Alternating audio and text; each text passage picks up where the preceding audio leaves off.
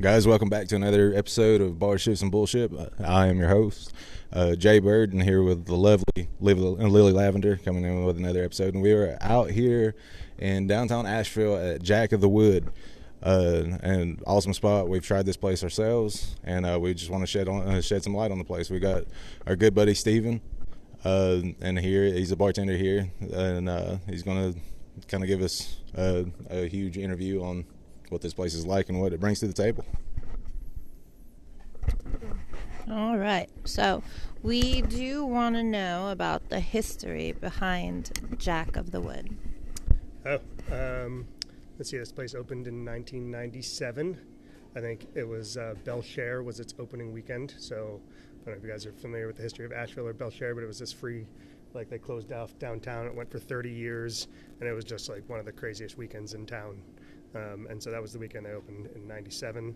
So I don't know how many years that is to here. Was that 24, 26 years, something like that. But yeah, so when this place first opened, it was kind of half the size, and then they expanded over here.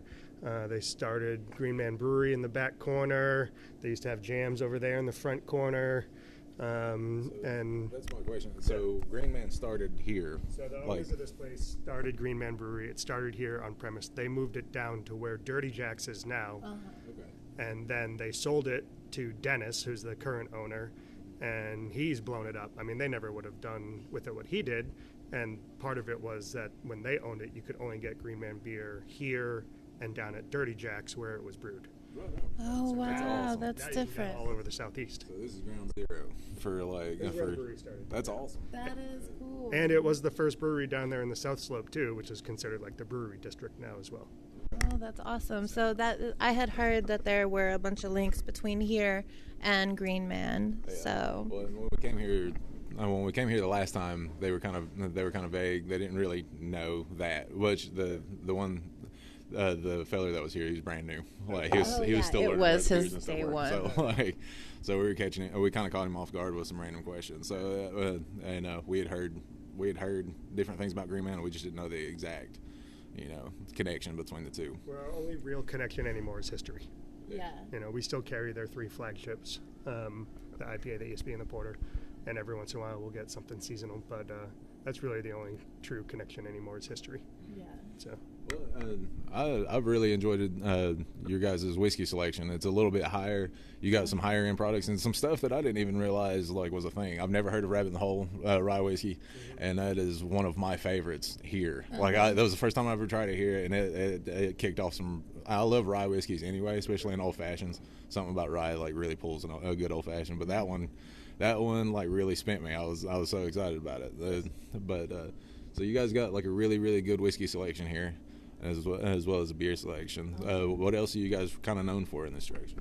honestly, our food. Well, live music for your sure, food's amazing. but our food too. I Yes. think that our food isn't just your standard bar food, Nope. and even compared to, I'm not trying to knock anybody in town, but I think even compared to the other just like bars that are serving bar food in town, ours is really good.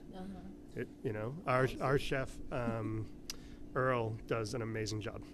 Yeah. Honestly, we ate here the last time, and if we had known it was here previously to our other encounters, because we used to, hit a dive bar at late nights, like up the street, and then we just assumed that food could only be found at what is that place where we always got food?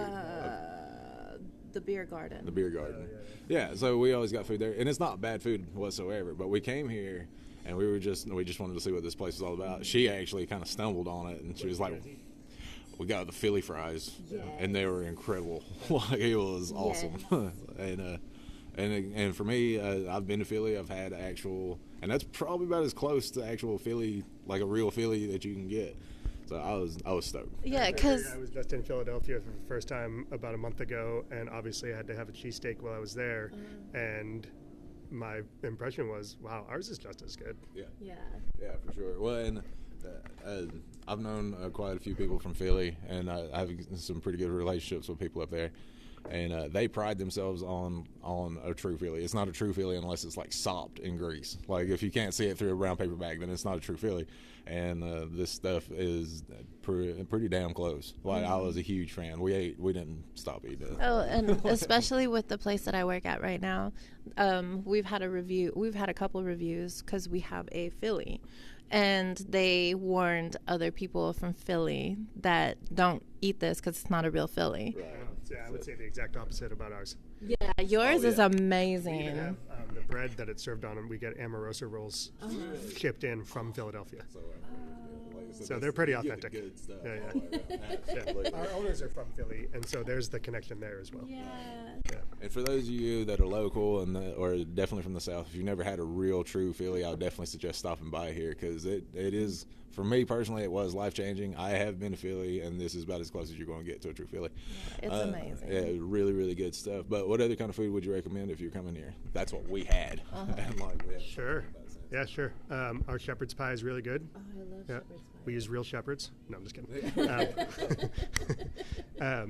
No, but there is lamb in it, so if you're not a lamb person. But yeah, our shepherd's pie is really good. It's one of my favorite hangover foods. We've got some really good appetizers too, as far as like the hummus and the wings are really good here. And Earl's doing a new thing now where every like 4 to 6 weeks or whatever, he's putting on like a new chef special on the menu.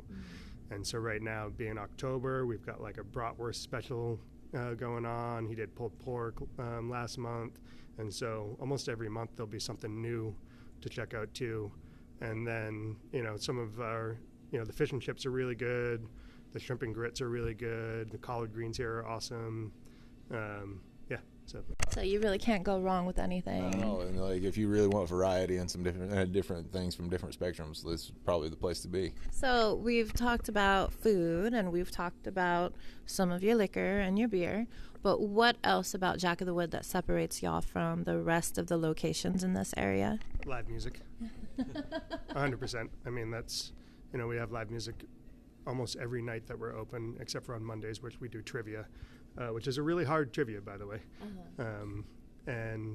So we've got, tonight is Wednesday, we'll have traditional Appalachian music called old time music.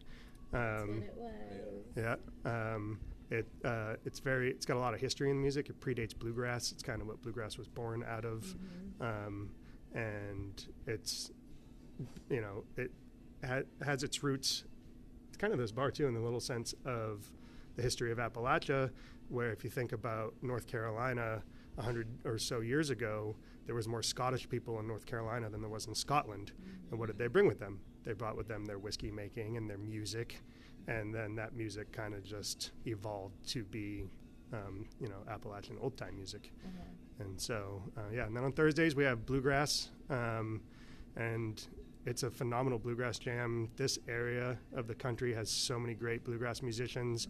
The majority of the people that play in our jam on Thursday nights are all professional touring musicians, and it's free. It's encouraged to throw some money in the tip bucket. But other than that, I mean, I've worked here for a long time, and I still think it's probably the best thing to do on Thursday night in Asheville. The quality of the music is just, it's so good. The guy, Drew Matalich, who MCs it, he used to be Billy String's mandolin player, if that tells you anything. Yes, it does. That says a lot. And that's really cool. We come, we're from Cherokee and Bryson over that way. We do have live bands, but nothing consistent. If we have live bands that are coming in, it is a big ordeal. And all the locations over there, they charge a cover fee. They do charge a cover fee, and to see live music at its finest on a regular basis, and it just kind of brings a different feel to a whole different place.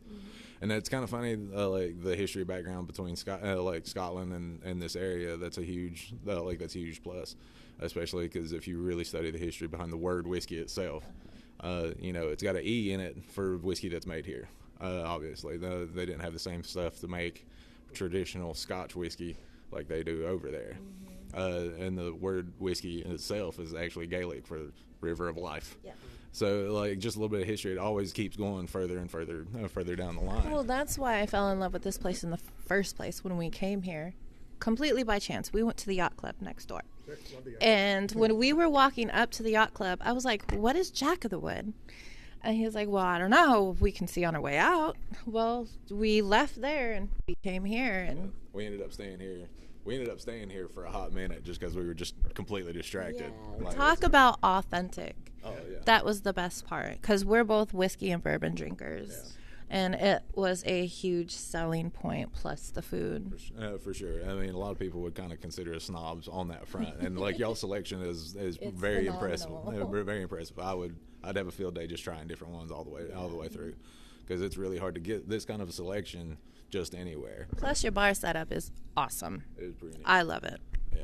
I mean, it's traditional Irish pub with the Yes. bar being the center focus of the restaurant, right? Yeah, So, definitely I've traditional. yet to go to England, Ireland, or Scotland myself yet, but a lot of people that have traveled there or even from there have told me that this place just feels so authentic to them. So, yeah. And that's what we're looking for, too, because one of our later episodes is going to be about Scotland and Ireland and the pubs. Yeah, the game plan is actually go over there and actually go, and I mean, which is everybody's game plan. We're wanting to kind of take this as far as we can, and we'd love to see it. So, and then we'll make our own comparisons with what we've had here. Yeah. Nice. So then, why did you pick this place to work? And have you had bartending experience before? Oh, yeah. So I started working here in 2010. Oh, that's nice. So yeah, you've been here for a hot minute. For a long time. I worked here for about 9 years straight. Managed the last couple of years I was here, and then I quit. Came back like 6 months later because the person they replaced me with didn't work out, and so I just came back and worked part time, and then I quit again. And my quitting happened to line up with COVID. Oh. So then I was gone for another like year and a half, and then came back, and I'm just back here part time now. I just work Wednesday nights and Saturday nights typically, but I also fill in a lot as well. At the time in 2010, I was working at this place down in South Asheville that was brand new, and I don't know, this wasn't really my vibe. And so I had been in town for 8 or 9 months, and a job opening popped up here. And I came and interviewed and was just like, oh, yeah, I like the feel of this place. It's really cool. And I've been here since. So obviously you love this place because you keep coming back. So what qualities about this location keep you here? I mean, part of the benefit of having live music all the time is that we have a built-in crowd. And so even in slow seasons, we can tend to have a decent amount of clientele, therefore the money's pretty good even in the slower seasons, right? And so that's one of the biggest things that's kept me here, because why do we go to work? Is to make money, right? And so the money's decent, and I've just met a lot of really good friends over the years through not only coworkers but customers as well. So We've been in several different bars, all the way from dive to fine dining, and this has not really hit us as dive at all. It's not.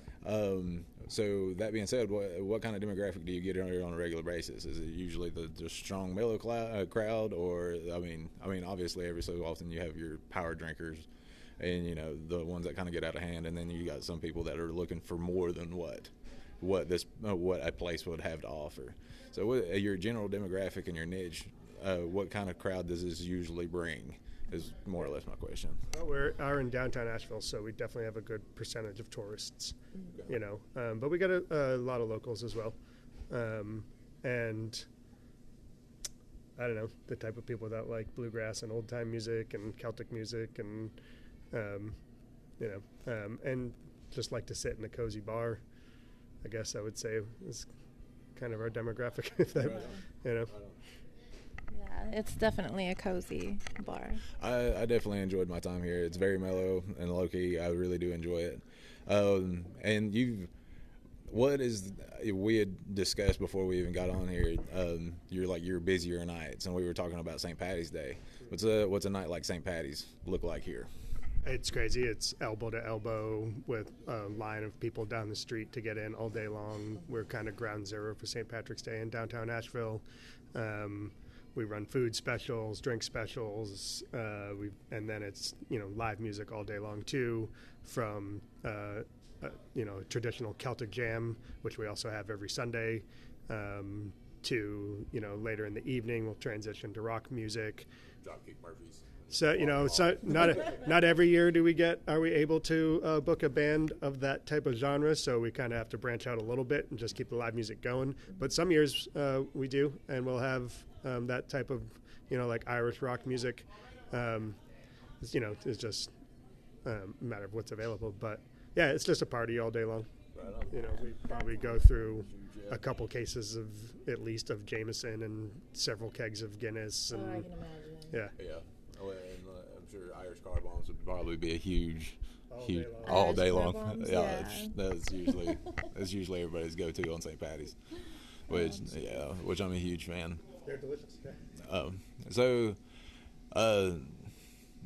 what kind of what's y'all's signature? What really brings people back? I know we got live bands, we got great music, everything here, but And a high tourist rate, Mm-hmm. so. But to actually bring repeat customers, like whether it be a tourist that just has to fight to come back here, what is something that you guys do specifically to keep them coming back? I think just the things we've already touched on: good food, good music, quality service. Yeah. Keeping it consistent. And just being consistent with it. Yeah. Well, Stephen, I really appreciate it. We'll definitely come back. We're actually planning on bringing a whole crowd for you. Yeah, here this very is one of my soon. favorite places. Yeah, and we'll be a regular for sure. But I do appreciate your time, man. Thank you so much for having us come out here. Mm-hmm. And guys, this is Jack of the Wood over here in downtown Asheville. What's the address? 95 Patton 95 Avenue. Patton Avenue. Stop by, come by, see Steven, get a good drink, get some good food, and listen to some good music, man. And until next time.